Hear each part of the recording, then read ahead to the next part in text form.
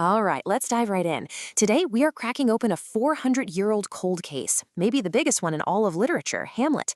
We're going to investigate the central mystery that has hooked people for centuries, so let's get to it. So the play kicks off with a ghost and a mission.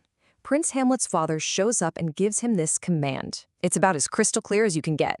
His uncle, Claudius, murdered him, married his wife, and swiped the throne. Hamlet's job? Simple. Get revenge. And right here, this is where the mystery really starts. You think, okay, action story time, right? But nope. This very direct order for revenge doesn't launch some simple tale of vengeance. Instead, it kicks off one of the deepest dives into why someone wouldn't act. So, why on earth does Hamlet wait? So let's treat this like a real investigation. Because Hamlet's delay, it isn't some plot hole or mistake in the script. It's the whole point. It's the engine of the entire play. It's the one question that turns what could have been a simple revenge story into an absolute masterpiece. Now, to really understand just how strange Hamlet's hesitation is, Shakespeare gives us this perfect contrast. See, later in the play, another son, Laertes, finds out his father has been murdered. And his reaction? It's immediate. It's pure, violent rage. He's ready to burn the whole kingdom down right now. Meanwhile, Hamlet is still just thinking about it, calling himself a coward, totally stuck in his own head. And this delay, it isn't just philosophical. It has a real cost. A devastating one. His inaction leads to a complete and utter tragedy. By the time the curtain falls, 10 characters are dead. 10. All because he paused. The stakes just could not be higher. So, if we're going to solve this thing, we have to investigate our main person of interest, Hamlet himself. For more than 300 years, the smartest people around have come up with all these different theories, like psychological profiles, each one trying to answer that one big question. Why can't he just do it? Okay, so theory number one comes from the Romantic era. The idea here isn't that Hamlet is weak or a coward. Actually, it's the total opposite.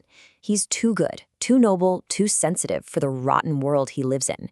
You know, he's a poet, a scholar, a philosopher, and he's just been handed the dirty job of an assassin. The famous writer Goethe put it perfectly with this incredible metaphor. He said, Hamlet's noble soul is like a giant oak tree, but the duty of revenge is this tiny, delicate vase. You try to plant that tree in that vase, and what happens? The task is so huge, so ugly, that it doesn't just challenge him, it completely shatters him. But what if it isn't about him being too sensitive?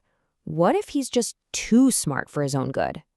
That brings us to theory number two, the overthinker theory. This one argues that Hamlet is a guy with a massive intellect who just gets lost in his own head. He's a classic case of an analysis paralysis. As the poet Coleridge said, Hamlet's inner worlds, his thoughts, his imagination, is way more vivid and real to him than the actual world outside. He thinks about every angle, every consequence, every moral ambiguity until he's just frozen. His own brilliant mind becomes his prison. Then we get to the 20th century, and boom, a completely new kind of revolutionary theory comes along, this time from the world of psychoanalysis. Dr. Ernest Jones suggested that the real reason for Hamlet's delay wasn't his morals or his intellect. It was buried deep, deep down in his subconscious. Okay, so the theory goes like this. Claudius did the one thing that Hamlet, in some repressed, unconscious part of his mind, wanted to do, kill his father and have his mother. So when Hamlet looks at Claudius, he sees a dark reflection of himself. And how can you kill that? To kill Claudius would be like condemning a part of himself he can't even admit exists. It's a psychological checkmate. But wait, maybe the answer isn't all in Hamlet's head. To really get the full picture, we have to zoom out and look at the world this play was born into. See, Shakespeare wasn't just making us up from scratch, he was playing with, and totally transforming, one of the hottest genres of his time. Let me introduce you to the Elizabethan revenge tragedy. This was the blockbuster action movie of the 1600s. Seriously, it was all about ghosts, gore, and a hero on a bloody, single-minded quest for vengeance. Audiences loved it. And these plays, they followed a pretty strict formula, kind of like a checklist. You need a ghost screaming for revenge? Check. The hero has to pretend he's crazy? Check. Villain's a shady politician? Check. Even the hero having to delay his plan for a while, that was a standard part of the recipe. On paper, Hamlet follows the rules perfectly. But this is where the Shakespearean genius really kicks in. He takes this bloody, simple formula and he uses it to ask the biggest questions there are. He uses the pretending to be mad part to ask what it even means to be sane. And he takes that required delay and turns it into a deep exploration of morality, grief, and what it means to be human. He turned a formula into art. So, after all of that, the sensitive soul, the overthinker, the psychological mess, which one is the real Hamlet? Well, the answer is, we just don't know.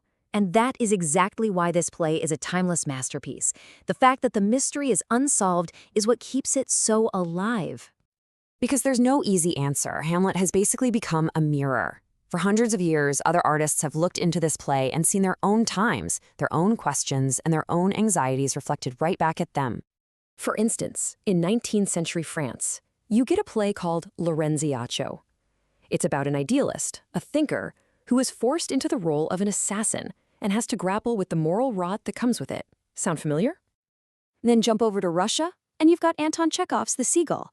The play is soaked in Hamlet's themes, family drama, artistic angst, and it even has its own play within a play, just like Hamlet does.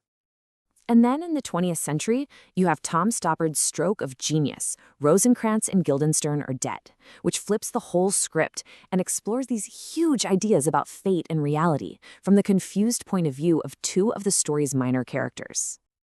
Shakespeare's friend Ben Jonson said it best. He wrote that Shakespeare was not of an age, but for all time. And no play proves that more than Hamlet. By leaving the central question unanswered, Shakespeare made sure that every new generation would have to wrestle with it, making the play forever new, forever modern. And so the investigation continues. Is he a noble soul crushed by a cruel world? A genius paralyzed by his own intellect? A man haunted by things he can't even admit to himself? After 400 years, the case file is still wide open. And now, it's your turn to be the detective.